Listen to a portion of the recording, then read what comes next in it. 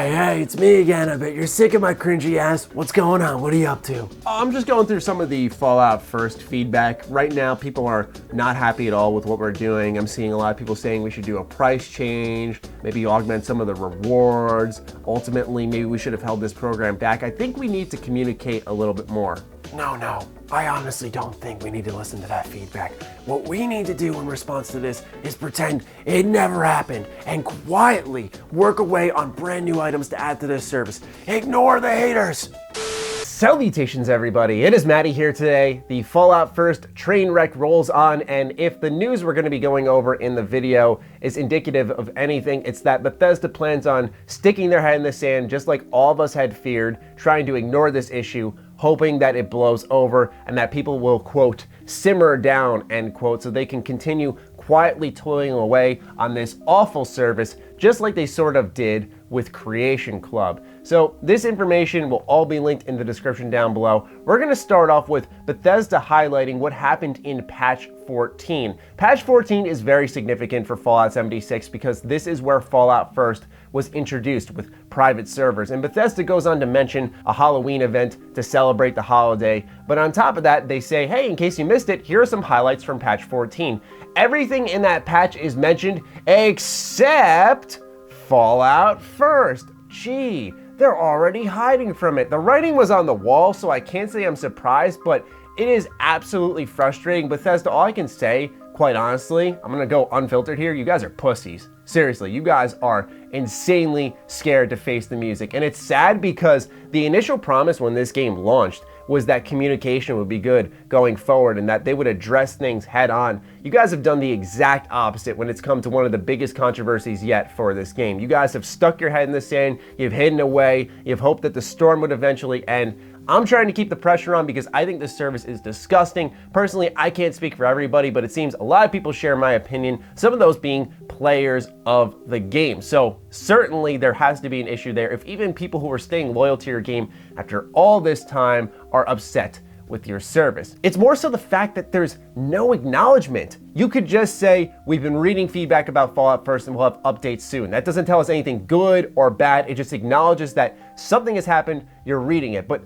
absolutely nothing. Acting like it never happened. It's literally company PR 101. Pretend it didn't happen, don't talk about it, don't engage in it, and it'll eventually go away. But while Bethesda pretends that nothing's happening with Fallout First, they're quietly working on expanding the service. So I'll have a Reddit post linked in the description down below. A bunch of data miners went into Fallout 76 like they do with every update to obtain extra information for the game. If you do care about spoilers whatsoever, then I do recommend that you tab out the video, but quite honestly, I don't know how many people are really gonna care, but hey, fair warning regardless. So we're gonna take a look at some of the files here, starting off with the Ranger uniform, which we saw when Fallout First launched. What we're gonna be paying most attention to is at the bottom, the description, which reads, roam the wasteland as a living legend, included with membership in Fallout First. Now remember that last sentence there. It's gonna be really important when we look at another item, included with membership in Fallout First. Next, we're gonna take a look at armor skins, such as the Atomic Camo skin, which says, stand out while blending in with the Atomic Camo paint for your scout armor.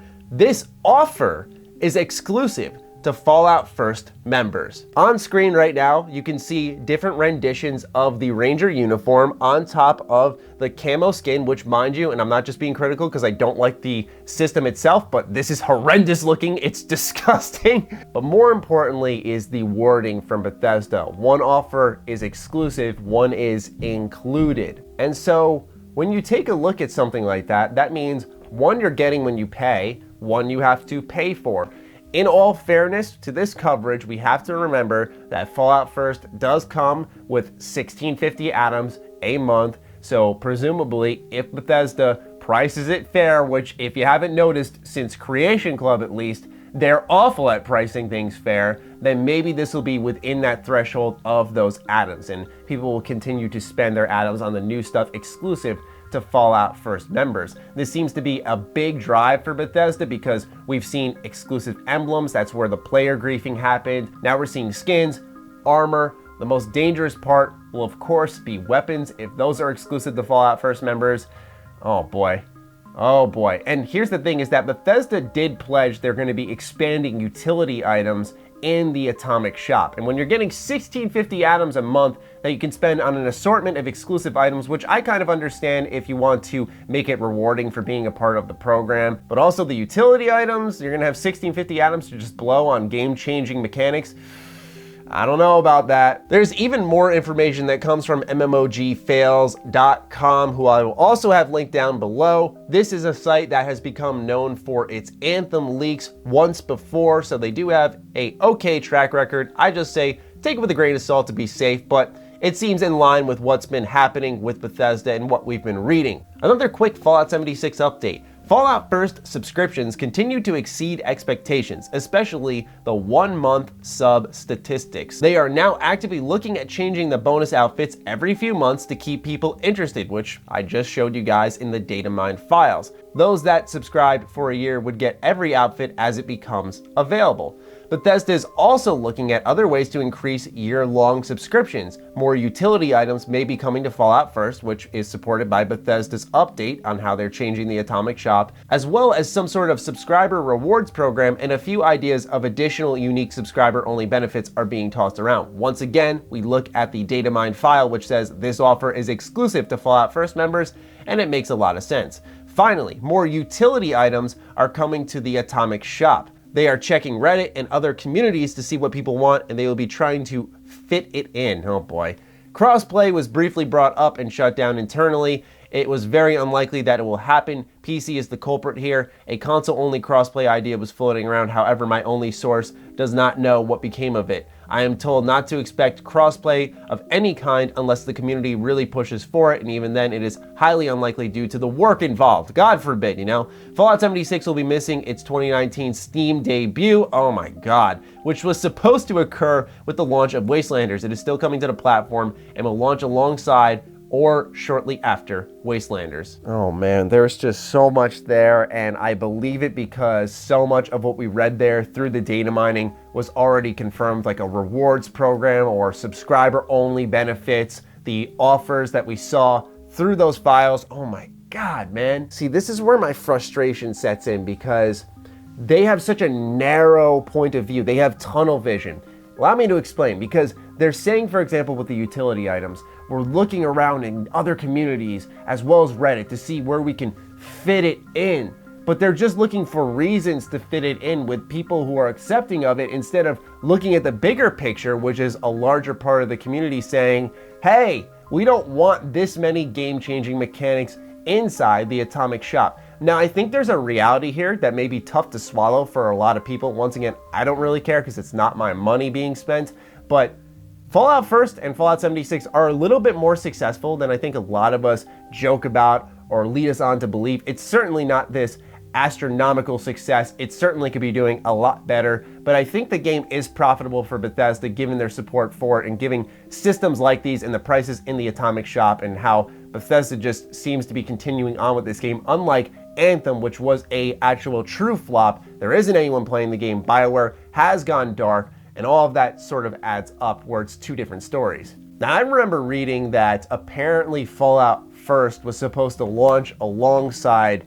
Wastelanders, but obviously Wastelanders got delayed, so Bethesda said that Fallout First was internally ready for so long that they said, you know what, let's just pop it out there, which was a foolish and rushed decision because they didn't have something to balance it out. If Wastelanders ends up being good, and then you had Fallout First alongside it, it's sort of this one step forward, two steps back, but in the case of removing Wastelanders from the equation, even if it were good, now it's 40 steps back. So I think this was a rushed, foolish decision by Bethesda ultimately that has blown up in their face, which is why they've decided to cower away, because I don't believe PR was prepared to handle something like this because the plan was to launch it alongside Wastelanders, and now Overhead steps in and goes, we have nothing happening in the fall. We don't have Doom, we don't have Wastelanders, we have no money coming in the holiday period outside of games that launched earlier in the year, like Rage 2 and Wolfenstein Youngblood, which did not set the world on fire. So where do we go from here? Launch Fallout First. I believe that was the sequence of events, but it's still just disappointing. It's disappointing. And I think Bethesda needs to realize ultimately that they're not in the worst position in the world in the terms of their consumers. A lot of people right now don't like Bethesda, myself included, and I totally understand why. However, I would make the argument they're not in the boat of a Konami or an EA, where they're so far gone it's borderline unforgivable, whereas Bethesda sits in the camp more so of they are heading straight down that path. But a lot of the disgust with this company really sits with the fact that we see a game like The Outer Worlds come out, and a lot of it is The Outer Worlds is amazing on its own, but man, wouldn't it be great to see Bethesda trying to make games like this, like they once did on top of that.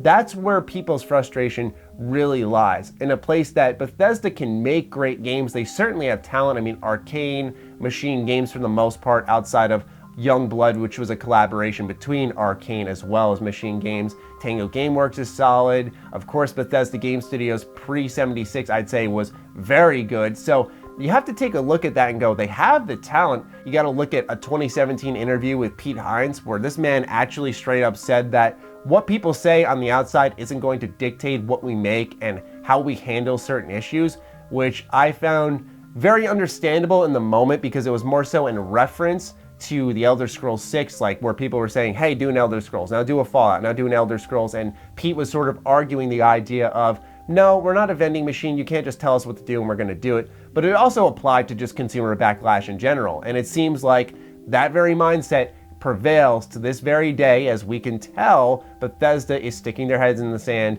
and doing what they want, not listening to the consumers. And that doesn't mean always that just because we're loud, the consumer knows best, but all I would even fight for with Fallout First is I don't care if it exists, I fight for a better price.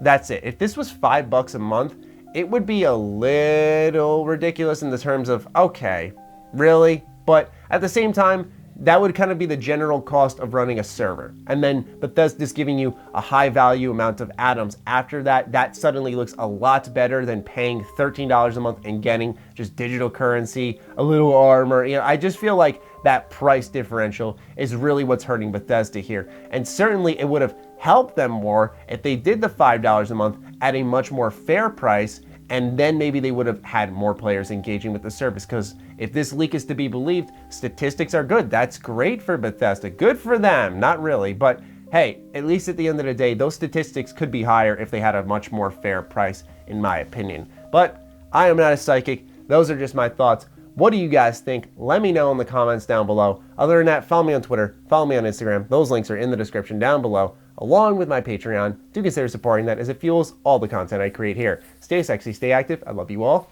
Peace.